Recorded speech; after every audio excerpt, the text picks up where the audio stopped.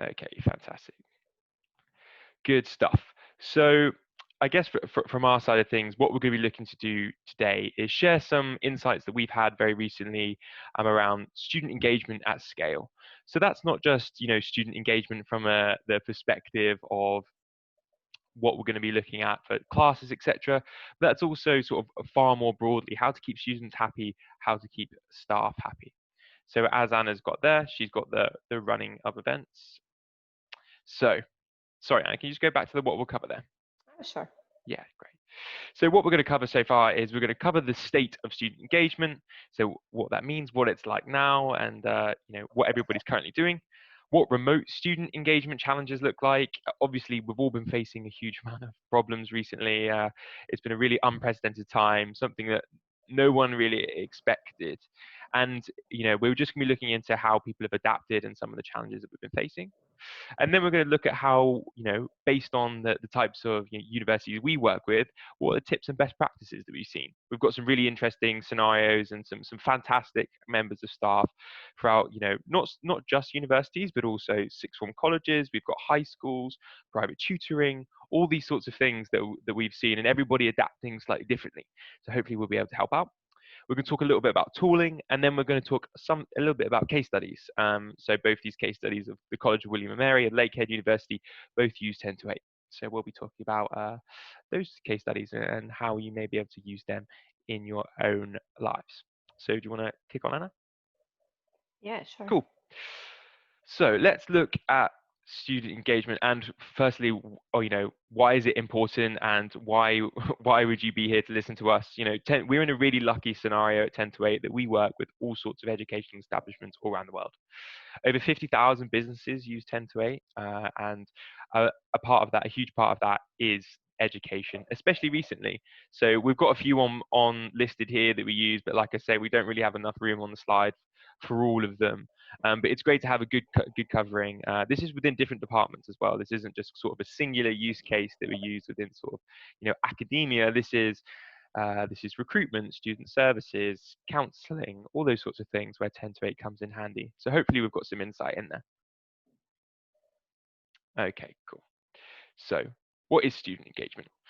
So student engagement, very often these are sort of out of the classroom sessions such as one-to-one mentoring, career consultation, student counselling, anything to do with sort of health-based appointments and other supporting sessions that outside of just the classroom. So it can include the classroom, but from our side of things, we really like to dig into what the overall experience, the success of a student includes. So that really includes lots of different things, and it's really interesting to see when you're looking at a much broader perspective of what a educational establishment is and the amount of services that we actually offer them.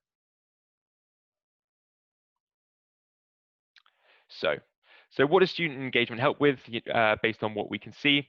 Firstly, highly engaged students are much more likely to finish their studies successfully and graduate or succeed the grades that you want them to. Engaged students are much happier to be in the classroom, and really that's part of the end goal. We're looking for happy students, but we're looking for successful students. We've got well-developed student engagement plans, can help identify pupils who might be failing or struggling, falling behind, and therefore can help with retention. So we're looking at a scenario where we're trying to identify these issues as soon as possible. We're trying to create a scenario where anybody that may be struggling, we can speak to them as soon as we can. And if they are falling behind, we want to identify that, like I said, very quickly. And then highly engaged students might become evangelists and alumni, and for the school graduating, they want to help promote the institution going forwards. Even if you're an individual tutor, you're going to want your students to promote you going forwards all the way up to university. Those rankings, a lot of that goes, is held around student engagement and how happy their experience was. So highly engaged students are the best type of students going forwards. They're the ones that you want to get out in front of the world, to kind of create that network effect for you so people know how great that, what you do is. Poor student experience can pretty much result in students dropping out, choosing to go somewhere else. Ignoring student experience can cost a lot of money, really. It's not just from the perspective of just keeping those students happy. It also has a big bottom line effect in terms of students dropping out, going elsewhere, not engaging, not looking to further their studies, and maybe not engaging also with the wider ecosystem of wherever you're working. So let's have a quick look at the state of student engagement then. So just a quick asterisk next to next to this, as you can see, it's anonymized data from 10 to 8. We gather loads and loads of data that we anonymize at 10 to 8. I'm not sure if they're on the call, but we've got within our management team, we've got people who work in academia. So I believe our CTO Richard has actually done a bit of tutoring in his time across Cambridge and Oxford. So we are really keen on looking at data, extracting it, and using it. So a lot of the stuff you're going to see here is going to be based around that. But first things first, universities are moving online fast. They're moving, according to our data, the education sector, they managed to move online the fastest out of any sector that we've seen. Universities that use 10 to 8 run more than half of their appointments remotely only weeks after the pandemic started. So, it's awesome to see, and a real testament to those within education that everyone was able to move so quickly. Although we saw in-person bookings dropping by over 50% within a short period of time, they were able to react quickly and then maintain their bookings. So, initially we did see a big drop within the face-to-face bookings, but then we saw such a big rise in online and phone-based bookings that we've seen that hold steady, which is great. Virtual appointment no-shows. So moving to remote appointments doesn't seem to cause a spike in missed appointments, which is good. In fact, in many cases, remote appointments have been slightly higher with attendance rates, with their no-shows varying between sort of 5 and 6%. Universities are not using a booking system. Universities that aren't using a booking system for reminders see much higher no-show rates, anything up to 50% in some extreme cases. I think on average we're looking 15 to 20%. So you can see immediately how sort of using tools is beneficial, but it's also kind of good to get a holistic view of how being online and online and phone appointments hasn't reduced those no-show rates too much as of yet, which is good news. And then we're looking at the types of appointments education. So we're mostly seeing usage data from higher education institutions using 10 to 8 for online lessons and student engagement, but more and more schools, tutors have been rolling out the software for other reasons, such as HR, well-being, medical appointments, all those sorts of things have all been included just because we've had to migrate the whole world online. Okay, cool. So let's look at some of the new challenges that we've got. There's sort of two parts to this really that we'll break down. Is we've got challenges for institutions and the staff members within that. So everybody on this call, you guys have got some very specific challenges you're facing right now, of course. And then we've got challenges for students. Higher education is becoming more and more of a question, and they're facing real challenges as well. So first things first, from a staff member's perspective, when we look at the skill gaps, employees need new or rarely used skills such as remote working and remote service delivery. Carrying out virtual student counseling and mental health appointments is very difficult than sort of the coziness and the face-to-face feeling that in-session person sessions get. Talking to a camera and they're taking most of the communications via email can be overwhelming. I think that's something we've all seen recently. It's really interesting. I think scenarios around always being face to face within a camera environment, being able to see your own face is very difficult. Working from your own home, having a space to work within. I know even from a 10 to 8 side of things, I know all the children in the 10 to 8 family much better than I ever did before. So that skill gap there it can be difficult to get over as a hurdle. Unfamiliar technology, so it's affecting employees with current remote and time constrained context. Difficulties can start with simply just not having a laptop. And then scale all the way to software being deployed on the premises. So you guys might have an issue with, you can't access your emails via cloud or your calendars or something like that. So it becomes a real problem when you realize that you've got these technology limitations which are based around you being in the office. So adapting instead of translating. So what we mean by that is instead of translating sort of existing physical services into video remote sessions, you need to do some restructuring. So not all in-person services will directly translate to video. So just like with languages, you need to sort of tidy up those ends a little bit. So you may be in a scenario where you've got a really difficult setup in terms of you were offering a face-to-face solution that was working really, really well, and that hasn't really translated particularly well into video. That could be when you're looking at engagement between other students, when you're trying to bring in multiple staff members, we've seen that become a real issue. And then finally, for staff members, we've seen accessibility being an issue. For example, services that used to be booked and held in person are now moving to an online space. Physical student office services have moved online. Promoting services and making sure that students know about them is difficult enough. But now this has moved to a sort of a well-exposed digital space. It's difficult to compete for the retail. That's for sure. So when you're offering fantastic services that students used to drop into, perhaps on a case-by-case basis, they knew where it was on campus. Now getting them to book that in online is even more difficult, especially with everything they've got going on. And you're also going to, have competing space with other members in the university to talk about the services that they offer as well. So it can become quite complex and become quite dense very, very quickly, we've seen. In terms of the student side of things, we've got a few different areas in terms of distractions, technology, communication, and social pressure. But within the distractions, studying from home, I know I found this one true. Just like working from home can mean more distractions, more opportunities to procrastinate, leave things to the last minute, and students are pretty good at that anyway. And then the sort of flood of staff members with hundreds of emails going back and forth. It's easier to forget an appointment, increase their no-show rates, and them not turning up. And the institution needs help with adaptation, and so do the students really. For example, a lot of those students have never been in the workplace, never managed an email inbox. It does take years of experience and getting used to. I know I'm still terrible at it. Just ask everyone that works here. But yeah, it's a really difficult thing to do, and students aren't always prepared for that. Unsuitable technology. So this is something we see more and more as time goes on, when you see lots more things going into a singular device, going into mobile. But we don't have access to proper devices that can facilitate good video calls, sort of note taking or other tasks, and not having access to the library, and those sorts of things have all been reduced that cause barriers for them. Lack of communication due to the lack of social events. Students being able to share their knowledge when they're going out. They notify each other about events, useful services provided by the university. We're kind of creating this scenario where it's not personal anymore. They're having to adapt. They're now not completely alone, but they now are perhaps in a scenario where it's more lonely than they have been before. So it's been really difficult to create those lines of communication. And then we've got less social pressure. So in a physical classroom, students who can be seen to answer questions, are it's often encouraged. Within a virtual space, the pressure is reduced. The same can be said about student services. If I run into a classmate at the student office and they're looking to sort of book mentoring, career consultancy sessions, I feel the pressure I should do so. I get the fear of missing out, or FOMO, because we don't want to miss out on an opportunity.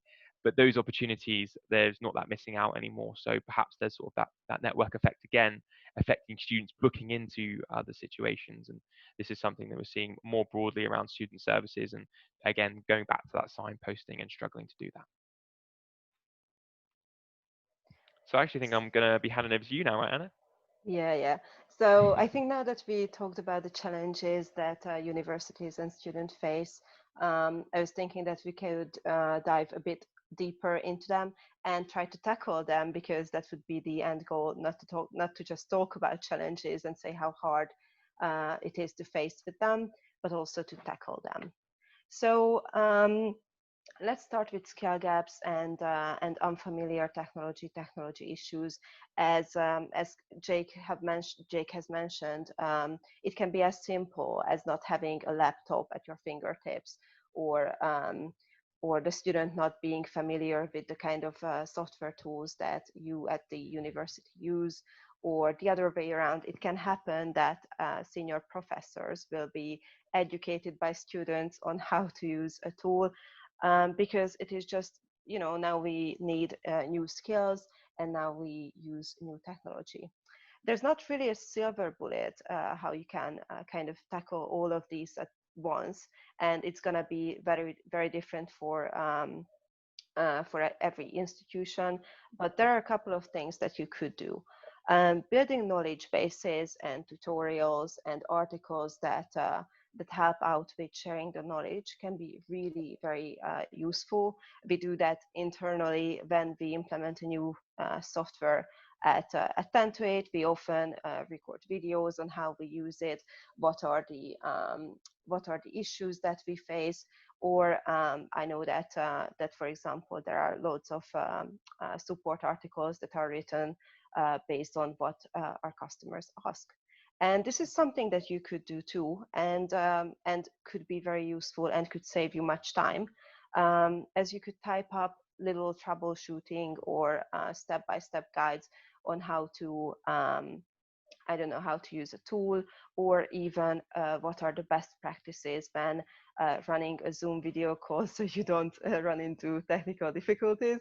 Um, and once you have these knowledge bases and tutorials, it can be, again, it can be articles, it can be videos, step-by-step guides, whatever works for you.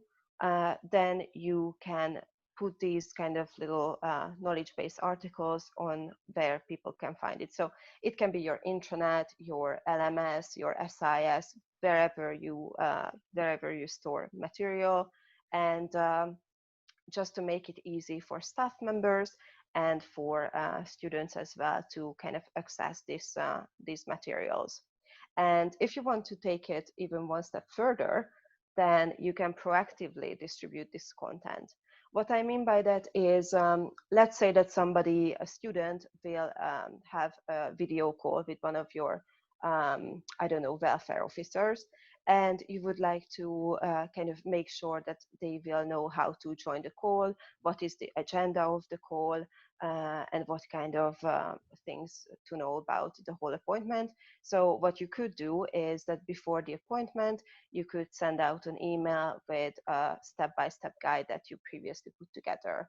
It will reduce the time wasted on the call, for example, for technical issues or whatever it might be. Another example could be when a student has to attend an appointment where they have to have certain documents with them, and they are not aware of that because they didn't read that kind of landing page on your website, or they didn't find that material on your intranet. They can just be sent the documentation on what kind of papers they will need to have with themselves, and this will save you time. Um, once you kind of address these skill gaps and technology issues, you can move into kind of adopting instead of translating services, because in some cases you will need different kind of platforms, different kind of um, I guess combination of appointments to adopt the services to what you want them to look like. So it will need some restructuring, as again, as like with languages, if two languages are from the same language family, it is easy to translate between them. But when they are from different language families, then it's a bit of a pain, and you will need some tidying up, tweaking, and kind of restructuring. And I think the same can be said about your services. I'm not just talking about appointments, but emails as well, or whatever kind of issues you might face. So one of the examples could be student mental health appointments. So with students being stuck at home, it is really hard on them. I know for myself that being stuck at home for months is not really good for my mental health. And I'm sure that students book loads of mental health appointments, but how are you going to recreate the coziness of a face-to-face appointment? It's really hard.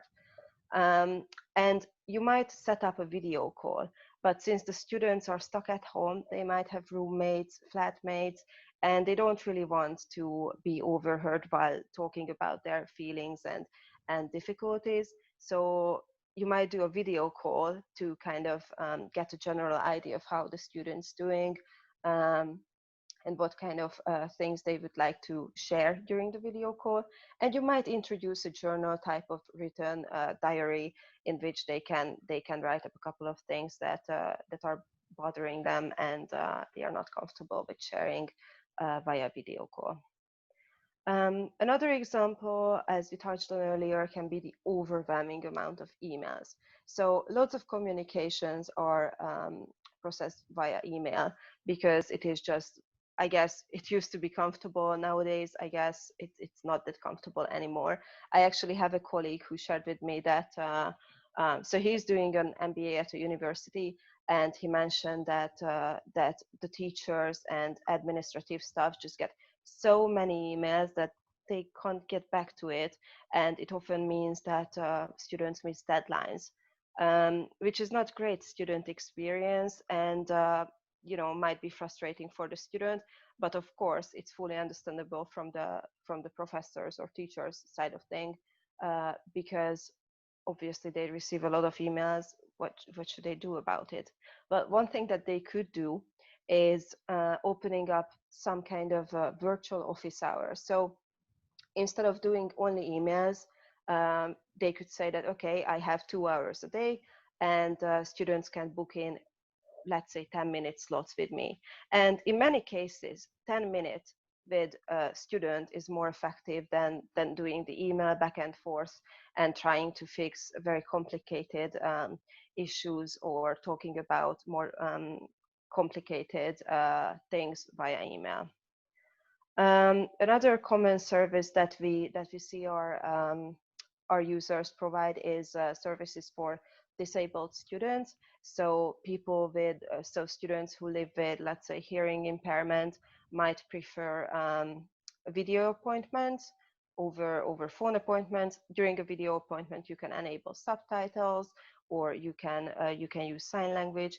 Whereas if you have somebody living with a sight impairment, it will be much harder for them to do a certain kind of appointment. So they might prefer a phone call, and instead of I don't know, text and email reminders, they might prefer voice reminders. Even though they can use software that reads up the text of the email and the SMS message, a voice reminder might be a bit more considerate. And finally, something that is really very important: recruitment and enrollment services, and kind of ensuring an even flow of students. Um, Again, this colleague of mine shared with me that that some of his classmates are thinking about postponing their studies, or even having a gap year and taking their money elsewhere, because they are just not sure anymore if the university where they are can cope with the current situation, and they might not be communicating as openly as I'm sure many of you do. And so just setting up better recruitment programs and better enrollment services is really important. I'm thinking you could set up video tours around the campus, so students can look around and see what kind of things you're offering. Or also you could set up something with existing students, the ones who are well engaged and are evangelists for your university, and they could talk to prospective students about what kind of benefits the university has. And again, these kind of setups will need a combination of appointments, combination of reminders, combination of just preparing for them. But once you have these kind of things set up, then it will really ease your life. And again, to talk a bit about accessibility, I think this nowadays this is quite an easy thing to tackle, because once you kind of have a structure in place, then you just need to distribute those kind of structures and tips and tools, and having your services and the university student engagement program made more accessible can help with other issues, such as catering to different technologies that the students use. It can kind of help with communication gaps, and also it can kind of reapply the social pressure that Jake talked about. And a couple of things to go through will be services that are bookable online, tools that are platform and device independent, being present where your students are, and communicating clearly. So to set up online bookable services, one thing you could do is set up online booking pages. As if you're a 10-to-8 user, you know that it's quite simple with 10-to-8. You just create your account, you set up a online booking page, add a header, and upload your university's crest. So, so you can have a nicely customized booking page, which is not only the modern and professional way of doing things, but also it is quick, automated, it is convenient for the student, it is a much better student experience, and and cherry on top, that it will depressurize admin, it will free up so much time. And other than the booking page, you could also offer bookable services, for example, from your email. I use Jake's email signature from one of his emails. He has this book now button in his email, so when somebody wants to chat to him, it's very simple. They just click a button and they can see his diary. And you can do the same with your own emails, newsletters. You can place these book now buttons inside on your website, intranet, and also even social media. Just on that, And Anna, one of the things to touch on very quickly is what these online booking pages and buttons do really well throughout any booking service you might use is it stops the conversations around, do you have time at this time? Do you have time at that time? Oh, do you have Monday at 10:30 and then on Sunday someone else booked you at 10:30? It allows you to reduce those streams of conversation, which is really handy. I obviously we're using my email signature, which is so it's handy for me, but I especially see, when you work in an environment where people are very time poor and you're trying to organize team calls, it's fantastic just to be able to do that up front and make sure that everybody knows that the way to get in touch with you is just to make a booking via your booking page. yeah, exactly that. And this is just another other example, and kind of talking about what Jake just said. This is actually the setup that we recommend universities to do. On the previous slide, this is one of Lakehead's online booking pages, and another online booking page of Lakehead University is this one. So they set up multiple online booking pages, tailor them, and basically display a different set of services on each. What this helps with is routing students to the right place, which again kind of eliminates this back and forth of not finding the right service, asking if it's available, then just booking into and just writing it down on a paper diary. This kind of setup just eliminates so much or reduces the wasted time, the number of phone calls, emails. They just go into the diary and it's taken care of. And finally, to kind of address the question of communicating and accessibility and catering to the students' needs, I think this is a really good example. This is Haven's online booking page. This is one of the College of William and Mary's online booking page. And I think they use it pretty nicely. And I think this is one of the ways that you can make the most of your online booking page is on the left hand side you can see other contact information. Again, if somebody doesn't want to book online, which is quite rare, but if they don't want to book online, they can call you up or email you. But on this booking page you will be able to display other information. So if you can read it, there's a small section on COVID-19 and how the Haven reacts to the whole situation.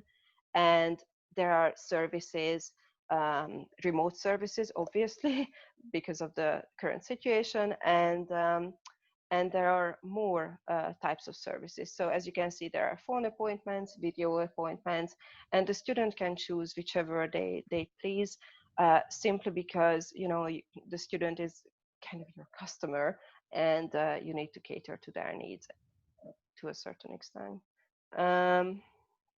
So once you have the online booking page set up and you actually allow students to book online, the second thing or the next thing to consider is choosing tools.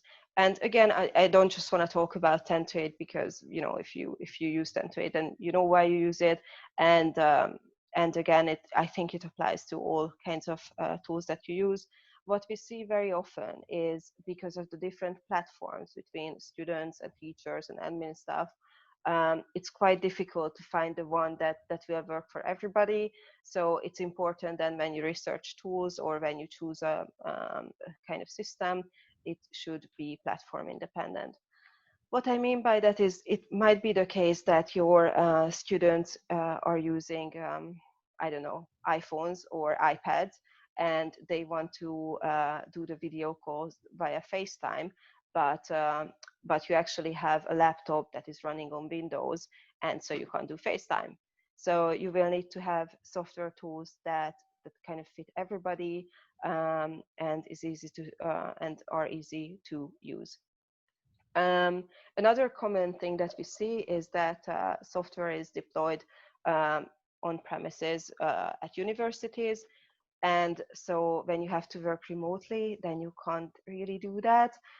Just a very simple example: you have your files on your PC at work, and you can no longer access those files. You can ask somebody to send you those files, or you can go into the office, or in best case scenario, you can get remote access and you can grab those files.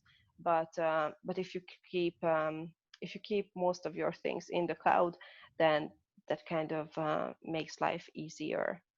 um, so having products that are accessible from anywhere, anytime, is again a very essential thing to have, because obviously students don't really work on the schedule that we do. They don't always do 9 to 5, or whatever your working hours might be. It might happen that at 2 in the at night at 2 at night, they realize that, okay, actually I wanted to book a mentoring session with a teacher. Well, I can't call the office because they are not open at 2 o'clock. And so what will they do? They will email you and overwhelm your staff with emails. So it is just much better to have these kind of services available whenever they kind of please, because again, they just don't work on the same schedule as you do. And the same can be said about learning material. Having learning material placed in your LMS is important, because this way the students can just access it, and they can be very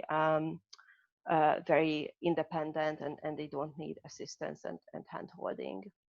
Um, I think the next point might not be that obvious, but scalability, I think, is again pivotal, because if you implement software tools that are only good for the time being, if they are part-time solutions, so if you implement something that you will drop in a couple of months when the pandemic and the lockdowns are lifted, uh, then you spend loads of time on kind of onboarding yourself, onboarding your teachers and other staff members to a product that you will drop later on. So finding tools, and finding not just tools but overall structures and best practices that um, work even after the pandemic is over is really important. And I think it's a very smart way of researching best practices and tools. Again, if something can go into your business continuity plan, then that's great. And and finally, another thing that is basically the cherry on top is if the software integrates with other tools.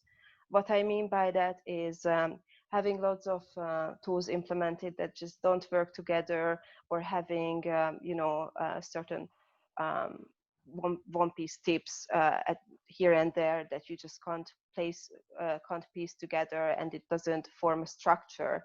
That's not very helpful. So to use a 10 to 8 example, for example, 10 to 8 integrates with external calendars such as Outlook or Exchange, Office 365, simply because if you don't want to use your 10 to 8 account, if your teachers are used to using their Google Calendar or Outlook or whichever, then it is much more comfortable for them to use their own calendars instead of the 10 to 8 one, and that's what matters at the end of the day. Another example could be, again, as I mentioned, FaceTime. Instead of FaceTime, you could go for Zoom video conferencing.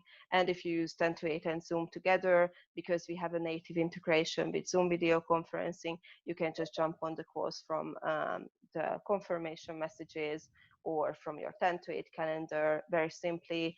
And the students can do the same. So it's not like before every appointment, you will need to do an email back and forth of sending meeting links. That's just not very convenient. So again, software that integrates with other tools is just a really good way of ticking off the last item of your checklist of what kind of tools you should be looking for. And being where the students are. Again, so I work a lot in content marketing, and I always say that creating the content is just 20% of the work, 80% of distributing it at the right place. It doesn't really matter if I wrote a really good blog article if nobody can find it. The same can be said about all the work you just did. You created these very good services that are adapted to the remote environment, and you made them bookable, and your students could find them maybe on your intranet website.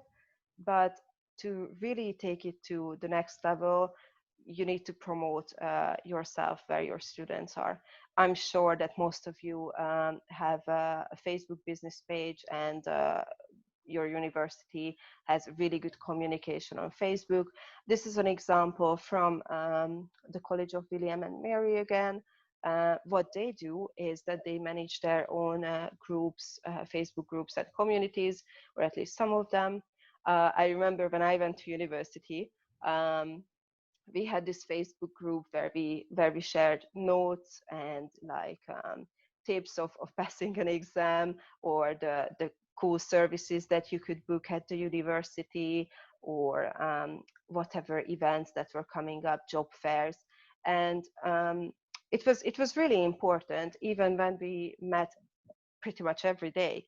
And nowadays, when students just don't meet that often because they are stuck at home, it is just really important that you are where they are.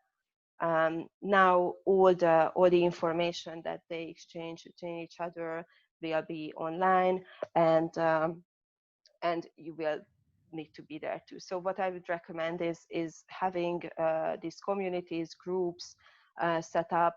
And if you're not managing them, it's always a good idea to have somebody in the group who are well aware of these services, kind of like I guess like an advocate for the university, a very engaged student who can share these services in the group, and so they are aware that there are services that they can book. To take it a step further, you could engage students on Instagram. Instagram is really very popular with the students and with young people in the age of going to university. So having them around your Instagram profile is a really good way of engaging with them and kind of communicating how your university is reacting to the current situation. Clear communication is just so important nowadays with this huge uncertainty. It just, I can't press it enough how important it is.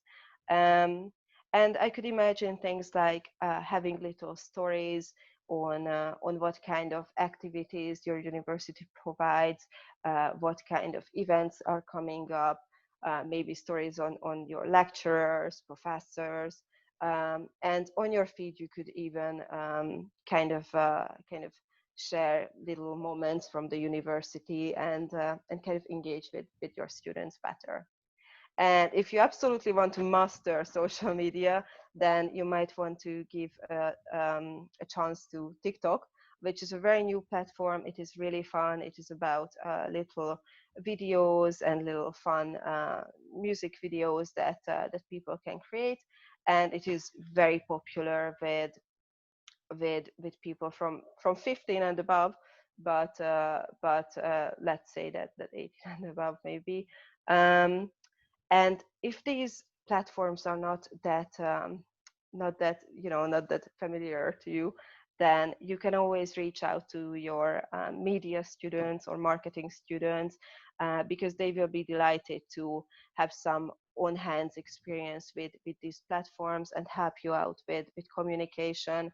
Again, this is a good experience for them and good help for you because you don't have to take care of it. So yeah, we are getting closer to the end, and I wanted to talk a bit about analyzing the kind of successes that you achieved. Again, if you put all these things in place and you have if you have online bookable services and many of the insights that you gather are digitalized, or now basically all of them, then you can run really powerful reports and just identify things that are going south and things that could be done better. So you could identify services that are really popular, services that are very important and should be popular, but they are not. You can discover staff members who are a bit too stretched, and you could also identify things like not efficiently spent time. So let's say that you have a service that is booked like, I don't know, 1-2 months in advance. It's a very popular one. There's a very long waiting list, but when it comes to the appointment, this kind of service has a very high no-show rate. So basically, people are waiting for this appointment for very, very long, but then they don't show up because they forgot about it or whatever it might be. And somebody who's on the waiting list is waiting for this kind of opportunity for months now. So what you could do in this case is that you could add an additional reminder. So you probably have reminders set up for appointments, and they should work pretty well. But with services with a very long waiting list, our research shows that 2 reminders work very, very good. So what I mean by that, when somebody books an appointment 1 month in advance, then it might be worthwhile sending out a reminder 2 days after the appointment and maybe 1 or 2 hours before the appointment. So you can be absolutely sure that that very popular service, that very popular appointment will not be a no-show. Um, and again, you can just see where to allocate more staff members, what kind of services should be promoted better, and you can gain very, very useful insights into what's going on at your university and how could you improve your services. And I just wanted to kind of talk a bit about kind of what to compare your performance to. You can always do better, but what's really going on at the moment is that um, this is very fresh data, by the way. I think I did the analysis like at the beginning of the week. Now 58% of all appointments are online, either via video appointments or phone calls, as according to our data, and the attendance of these appointments is very high. So 94.2% of attendance is really good. Again, I heard my colleague talking about how many of the online lessons that he has to that he attends have like 50% no-show rate, which is just incredible. And this is really where reminders can come in handy, because they can seriously reduce no-shows. And I wanted to share a bit of insight on reminders. What we see is that the student engagement appointment reminders that are sent out are opened by 55% of the students. So it just means that that it has really good open rate. I wish email marketing emails had this good open rate. So 55% is absolutely fantastic. And this is where you can really see that that having these automated actions in place, having automated reminders in place can really help reducing your no-show rate. And I think, Jake, you can talk a bit more about case studies and how 10 to 8 works with universities now. Yeah, sure. So we're kind of slowly but surely coming to the end now of the whole presentation. So what I would really appreciate is there is a Q&A section in the bottom of the Zoom call where you can ask questions that we can see. So if you do have any questions, feel free to prep them, and then we'll get them all answered at the end and go through them on a case by case basis. But what happens when you kind of use 10 to 8 or use an appointment scheduling tool or a digital tool within your university? What kind of effects can it have? And we've got two examples here which we'll walk through. Firstly, we've got Lakehead University. They're using 10 to 8 for global recruitment, which is a really interesting use case. Admissions, recruitment, all those types of services, like we've seen, are becoming more and more important. They use 10 to 8 to allow students to prospectively book appointments. So rather than being on site and doing sort of a tour, they're now hosting these sort of virtual tours, and they're booking appointments to talk to people about joining the university as a whole. They now see their no-show rates have gone from 15% to 6.3%, which really is a big drop, as you can see, and that's only being used in 2020. Lakehead are a really interesting use case in this scenario, which is why I've used them so much, because they've adapted as a result of the current situation we are in, which has been really interesting. They've been one of those educational establishments we've been talking about that are making that migration. The next case study that we've got is actually the College of William and Mary that we've been touching on as well, who are a great advocate of 10 to 8. They use 10 to 8 for a multitude of things. They use it for mentoring, student services, counseling, student engagement. It's really broad, and it's really interesting to see. We've even been used for student enrollment before, in which I think we had a couple thousand appointments a day in one day alone. The result of what they're looking at has been, somewhat astronomical.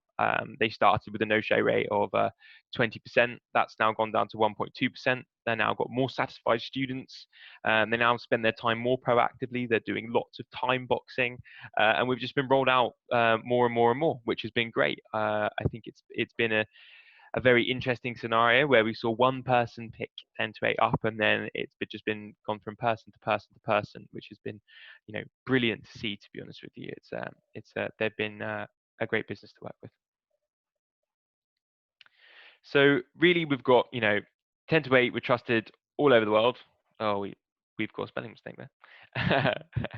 And if you want, you'll receive all of this info after this call, as you know, and you'll see some case studies about 10 to 8, how other people are using it, what they think of the service in general. So even if you're already a 10 to 8 user, check this stuff out, because it could be super handy from the perspective of seeing how you can improve what you do, like Anna said earlier. But if you're thinking about using 10 to 8 or thinking about referring 10 to 8 to a colleague, this would be really great to send it all over to them. I think helpful resources. Oh yes, other handy dandy stuff. So Anna's very kindly put together these resources that we have internally from the content that our team here at 10 to 8 has produced. These are all really good as well. So not just from your own perspective, but then also from others as well, to hand that out. But hopefully this will help out in getting you online and getting more appointments online and making students happier. Exactly. And feel free again to share these kind of resources, because it can be very helpful from a multiple, so many staff members. We have articles on how private teachers can utilize 10 to 8 better, how universities can move online, how to set up an online booking system that works for you. So yeah, they can be really helpful resources, and I recommend that you check out a few of them. And I guess now we're open for the questions that you might have, and yeah, we'll try to answer them.